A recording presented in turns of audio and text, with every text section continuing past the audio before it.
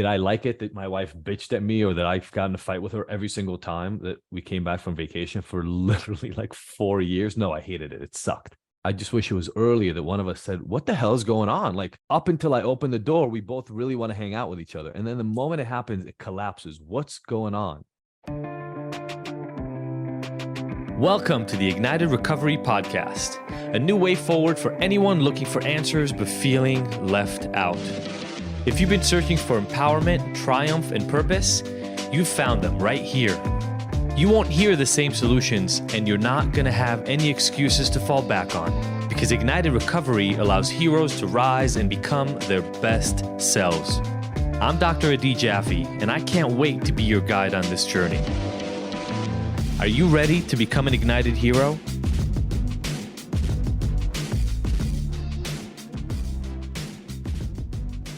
When people then talk to me about we have no sex life and our intimacy is really low and we don't really show up for each other, we don't feel that draw, pretty quickly you learn that what people did is they start out as polar, right? Like when you're in the chase with somebody, oftentimes in a relationship, the man kind of puffs up and tries to be bigger than he feels like really, and women make themselves more docile and kind of go, oh, it's so cute to be with you. And so like we create this polarity.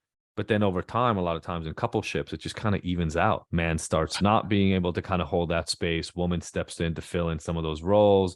And next thing you know, we're kind of like roommates more than we're two people who are chasing each other. And so we have to find ways to bring that back. It's not going to come back automatically.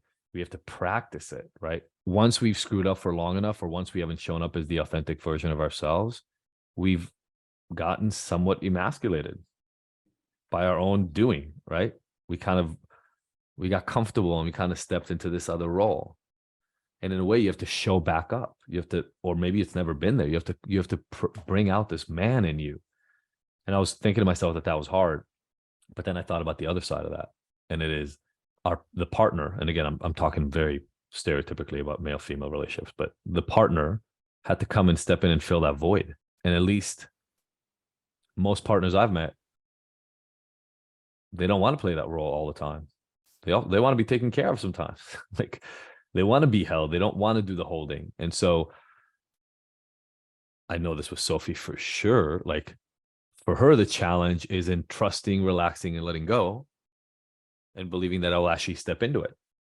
Because if historically I haven't, if I don't this time, all shit's going to hit the fan. And like, then there'll be all this mess to pick up. Right. And so she doesn't want to do that.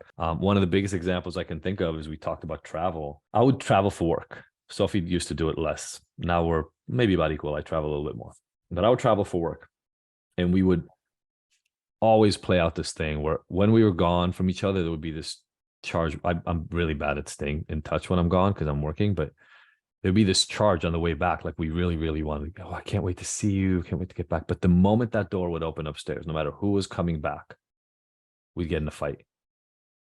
Like within 30 minutes. No. Within 8 minutes, we'd be in a fight. And we couldn't figure out why. Until in one of our own therapy sessions, this is like 2-3 years ago, maybe. It turned out, so Sophie had complained to me before. She'd say things like, well, when you're gone, you don't like order dinner for us. You don't take care of us. You don't think about our needs. And my response at the time was like, how the fuck am I going to order dinner for you? It didn't make sense. It didn't make sense to me. I didn't understand. But honestly, I knew it wasn't really about the food. It was like, it was something about me not caring.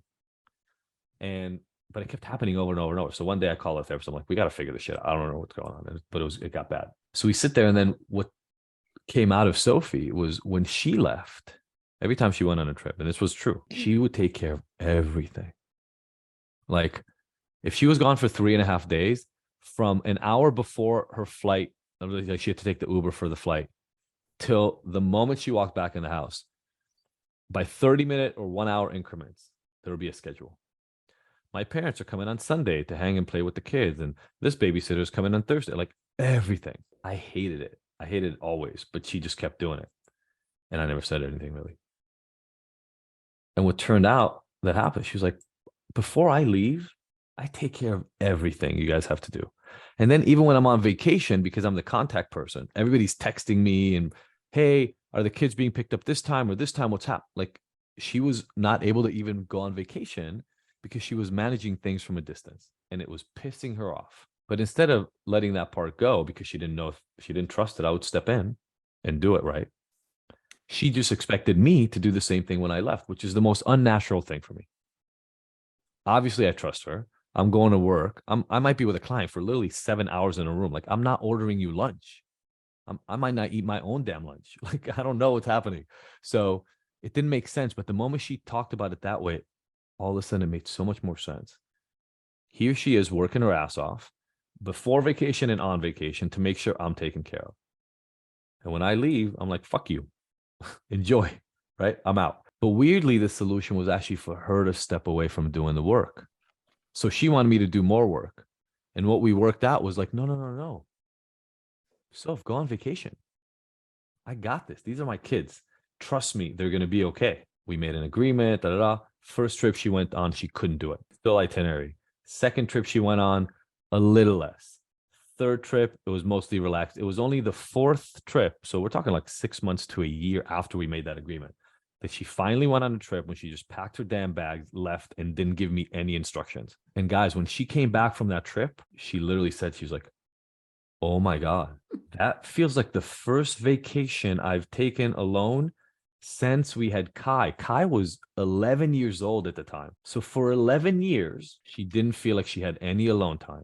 And if we hadn't had that conversation, she wouldn't have any alone time. She would still be doing it. So did I like it that my wife bitched at me, or that I got in a fight with her every single time that we came back from vacation for literally like 4 years? No, I hated it. It sucked. I just wish it was earlier that one of us said, what the hell is going on? Like, up until I open the door, we both really want to hang out with each other. And then the moment it happens, it collapses. What's going on? And there was that deep resentment that just didn't come to the surface because my wife and I, both of us, we didn't sit down. We actually processed like what's happening every single moment. We just dealt with the emotions as they came up.